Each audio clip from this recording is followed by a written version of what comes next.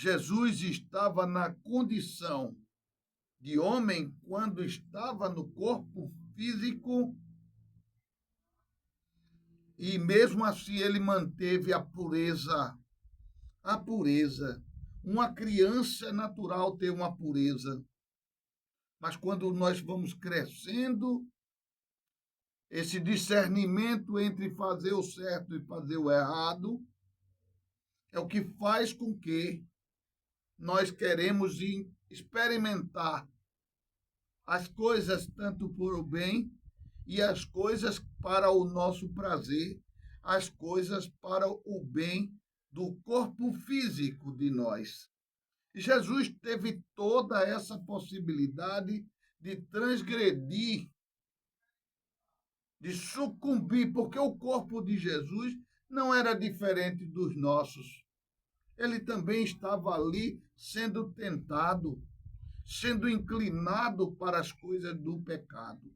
Porque a palavra bem diz, o corpo leva para o pecado e o espírito leva para a salvação.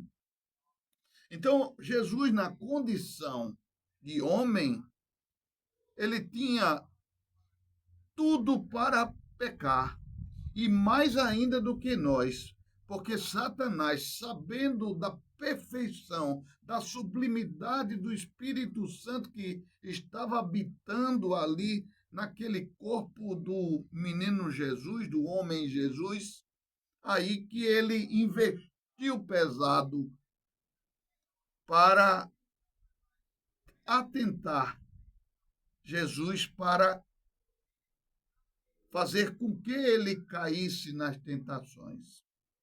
Veja que quando, naquele momento que Jesus estava em um jejum absoluto, 40 dias de jejum. Meu Deus, como é difícil a gente fazer jejum. Eu até sou muito fraco nisso. Não consigo fazer, às vezes, de 12 horas. Meu corpo fica querendo de imediato me alimentar. Mas eu fico tentando me segurar. Às vezes é difícil até começar esse jejum. Mas Jesus, 40 dias em jejum. 40 dias. E depois desses 40 dias, ele teve fome. Esse homem é anormal, não é possível, né? Eu com 40 dias, meu Deus do céu, eu já teria caído, talvez até morto. Porque a minha condição física de ficar sem alimento é algo difícil. Daí a gente tem que agradecer pelo alimento sempre.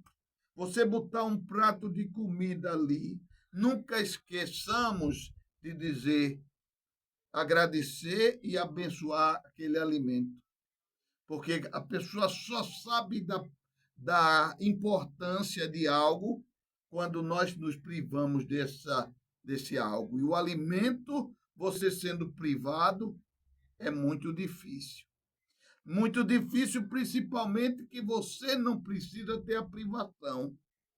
Porque quando a pessoa é muito pobre, não é? A pessoa até passa porque é o jeito, porque não tem condições de ir ali comprar seu alimento. Mas nós que temos essa condição, nós ficarmos sem se alimentar, não é fácil. E Jesus, 40 dias em jejum absoluto. 40 dias em jejum absoluto. Porque quando nós fazemos esse jejum, o nosso espírito fica com mais plenitude, mais conectado com o Espírito Santo. E Jesus ali, corpo físico, e o próprio Espírito Santo era o Espírito dele. Depois desse jejum absoluto, 40 dias, ele foi tentado em 3 ocasiões com muita severidade por Satanás, para que ele sucumbisse. Pula daí lá para baixo, porque dará ordem aos teus anjos para segurar as vossas mãos. E ele não se deixou cair. Mostrou aqueles reinos maravilhosos e todo o esplendor desses reinos físicos. E disse: eu tudo te dou se você me adorar. Jesus disse: só deverás dar culto e adoração unicamente ao nosso Deus. Então Deus estava ali encarnado no corpo de Jesus. Mas a pessoa ter essa sublimidade, essa pureza de espírito, quando você cresce, quando você torna adulto, que os hormônios começam a florar, começa a sexualidade despertar, começa os olhos direcionar para aquelas atrações físicas. Mas Jesus, ele se manteve firme. Dá para entender isso como é difícil, como foi difícil certamente para Jesus, apesar de ele ter a sublimidade, mas na condição de corpo, o corpo leva para o pecado. E o corpo do homem Jesus não é diferente dos nossos corpos. Também inclinava para o pecado e ele não sucumbia, diferente de nós. Nessas nossas trajetórias de vida, quantos caminhos errados, quantos descaminhos, quantos pecados já amontoados, talvez containers e containers para amontoar tantos pecados de cada um de nós. Mas eu também quero lhe dizer, também através de Jesus, pelo sacrifício de Jesus, quando a gente tem a opção e direciona a nossa vida para verdadeiramente procurar seguir a Jesus, seguir a palavra de Deus, pôr em prática esta palavra,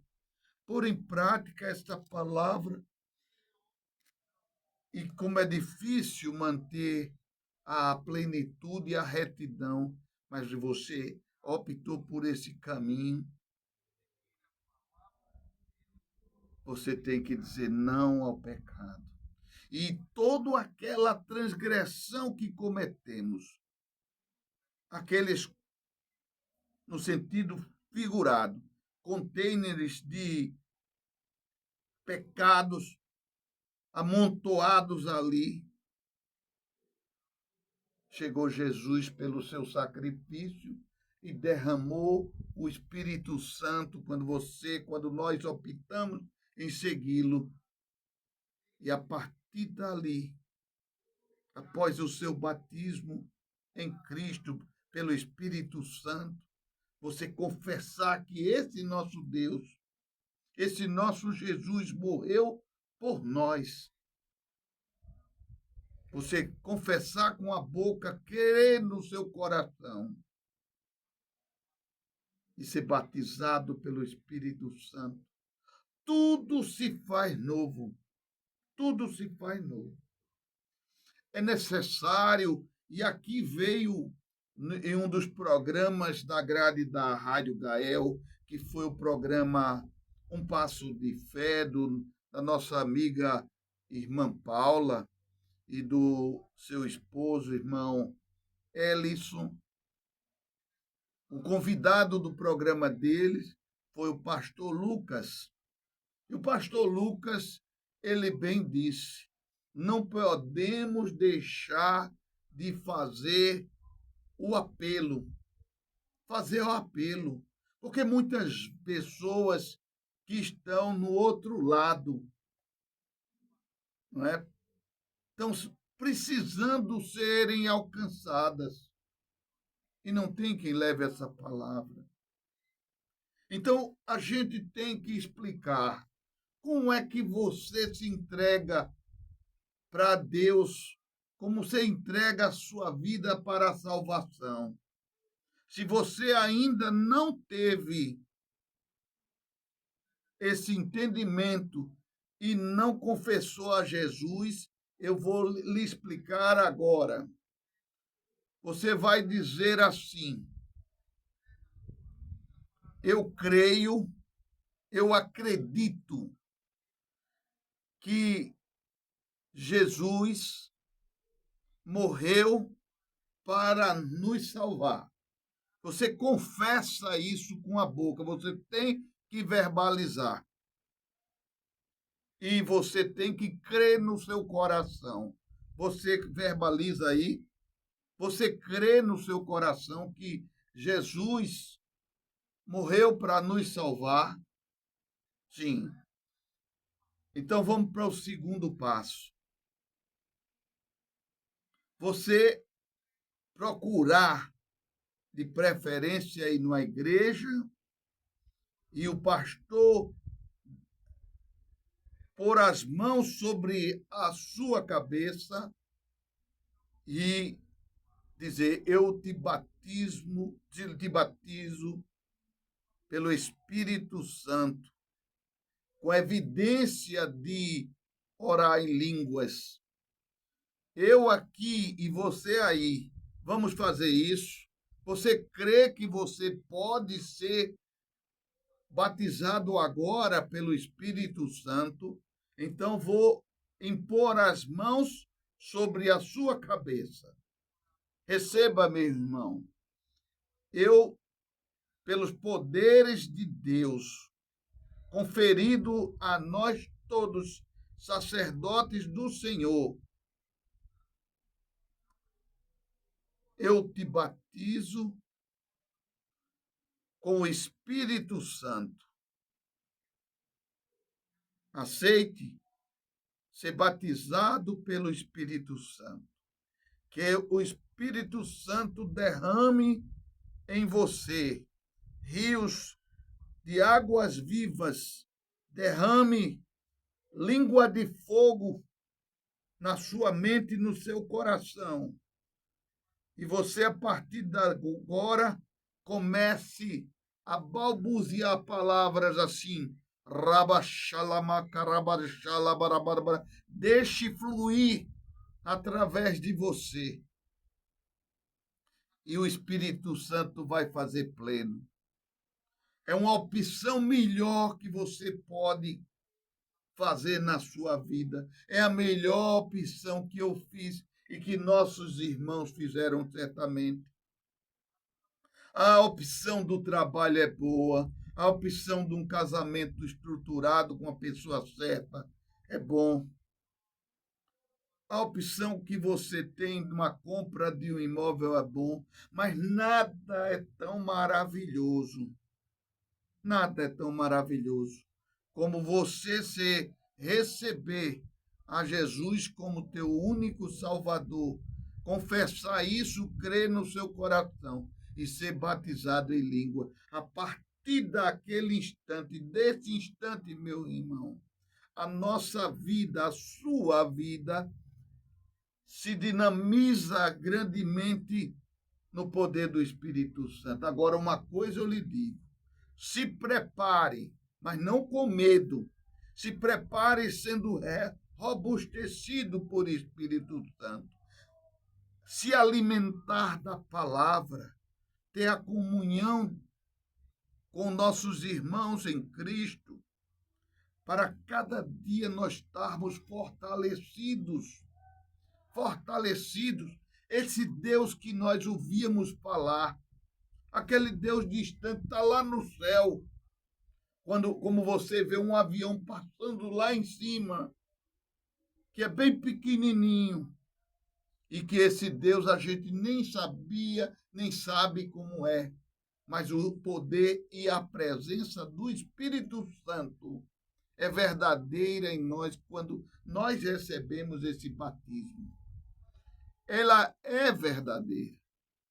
A gente tem um ajudador, um consolador, porque o próprio Jesus disse, naquele momento que antecedeu a ascensão de Jesus ao céu, ele disse que deixaria o Consolador.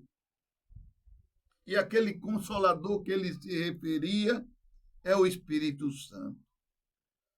Não é só no momento que nós estamos tristes, nós temos aquele consolo, aquele Consolador.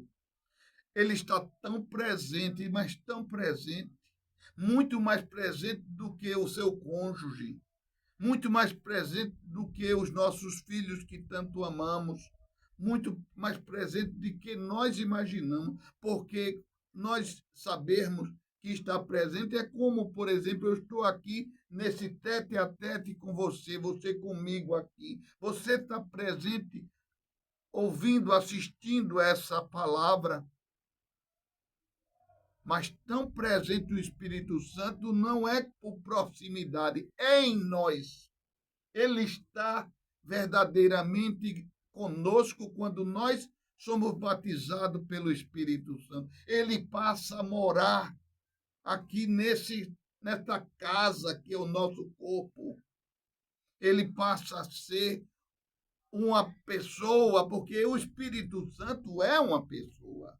É um espírito, mas é uma pessoa que tem a proximidade, que fala porque ele diz, o próprio Jesus, na palavra dele, ele disse, as minhas ovelhas conhecem a minha voz. Ele constrange, ele educa, ele ensina e, sobretudo, ele age transformando as nossas vidas. Esse Deus, esse Espírito Santo, ele é presente. Ele é presente. Vamos dar o nosso bom dia, vamos dar o nosso boa tarde, nosso boa noite. Vamos conversar com tanta intimidade, porque quando você está na sua casa, você está à vontade. Você se deita, você se levanta, você toma um banho, você tem comunhão. Então, este nosso corpo tem que ser a casa verdadeiramente do Espírito Santo. Ele tem que se sentir bem nesta casa. Essa casa tem que estar limpinha. Ou seja, nosso corpo não tem mais campo de trilhar o pecado. A gente tem que dizer não para o pecado. Por mais que a tendência dos nossos corpos sejam a inclinação para o pecado. Mas você tem que dizer não. Porque aqui no nosso corpo, no seu corpo, habita o Espírito Santo. Esta morada que o Espírito Santo está em nós. Ele tem que se sentir à vontade. Ele tem que se sentir bem-estar. Eu não fumo, nem nunca fumei. Quando eu chego num ambiente que tem a fumaça do cigarro, eu não me sinto bem. Você também é assim? Eu não me sinto bem. Imagine o seu corpo estar envolto, seu espírito, com a fumaça do pecado. O Espírito Santo que está no seu corpo, ele se sente bem nesse ambiente? Com certeza que não. Com certeza que não. Então, nossas vidas, todo instante, a gente tem que estar observando assim, em tudo tereis prudência. Cuidado. Prudência é ter cuidado. Porque Satanás está sempre ao nosso redor, querendo fazer com que nós erremos, fazer com que nós dermos oportunidades para ele agir.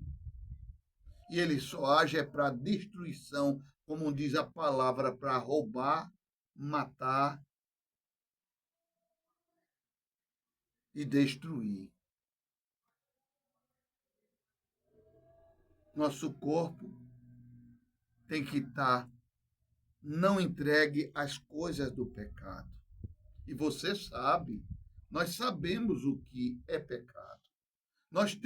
Todos nós temos as nossas inclinações, mas a cada dia, quando nós optamos por esse caminho verdadeiramente com Cristo, a gente tem que todo dia renunciar às nossas vontades. Não sou mais eu quem vivo, é Cristo que vive em mim. A vontade de Deus que tem que ser imperiosa. Quando rezamos aquele Pai Nosso, não nos deixe cair nas tentações. A gente completa nas armadilhas, nas ciladas de Satanás, porque ele está sempre ali observando, sempre observando, sempre observando, mas ele não tem a chave para entrar, para agir quando você está pleno em Cristo, quando nós verdadeiramente estamos nesta comunhão com Cristo. Mas quando nós optamos também, eu lhes digo com toda a franqueza, se prepare, é travada uma grande batalha espiritual. Satanás, ele não quer lhe perder. Não quer lhe perder. Se você já teve um caminho errado, muito errado, então pode ter certeza. Como diz a palavra, você optou pelo caminho com Cristo. Ou seja, a sua casa está limpinha, a morada do Espírito Santo está limpinha. Mas quando você transgride os caminhos por Cristo, porque você recaiu algum erro seu, aí é como diz na palavra. O Satanás, o espírito do mal que estava ali em você, que quando você aceitou Jesus e não quis mais o caminho do mal, optou e está seguindo a Cristo, mas de repente você transgrediu esse caminho, optou em voltar para aquele pecadinho seu de estimação. Aí, como diz a palavra, essa morada está agora com a faxina feita. Então, o espírito do mal que estava ali com você, ele volta para você, mas ele traz mais 7 amiguinhos dele. 7 espíritos de Satanás para acabar de vez a sua vida. E ele diz, com muito mais poder do mal, muito mais além daquele espírito do mal que já estava habitando em você, em mim. Então, essa é uma opção que tem que ser reta, permanente, não tem retrocesso. Se você quer a salvação, não tem como retroceder. Porque se você retroceder, meu amigo, você vai estar se condenando direto para o inferno. E isso a gente não quer, não é? É perigoso. É perigoso. Mas seguir com Cristo, apesar de todas as tentações de Satanás, você não está sozinho. Não está sozinho. Por mais que ele venha, o Satanás venha lhe tentar investir pesado contra você, mas você está ali guardado, blindado, protegido pelo Espírito Santo. Guardado, blindado e protegido pelo Espírito Santo. Hoje em dia, principalmente nas grandes cidades, as pessoas que têm poder, que são ricas, geralmente têm os carros blindados. Né? Você já ouviu falar nisso. Os vidros são à prova de bala, o cara atira no vidro e não faz nada, porque o vidro ali ele tem é temperado, né? E tem uma espessura grande e não permite que ultrapasse a bala. Então, os ocupantes daquele veículo estão ali blindados, protegidos, estão guardados dos ataques dos assaltantes. Nosso corpo também está guardado, blindado e protegido pelo poder do Espírito Santo. Quando você verdadeiramente tem esta vida com Cristo. Amém? Faz seu joinha, meu irmão. Ative o sininho para receber as notificações. Se inscreve aí no nosso canal. Faz seus comentários. Amém, meu irmão?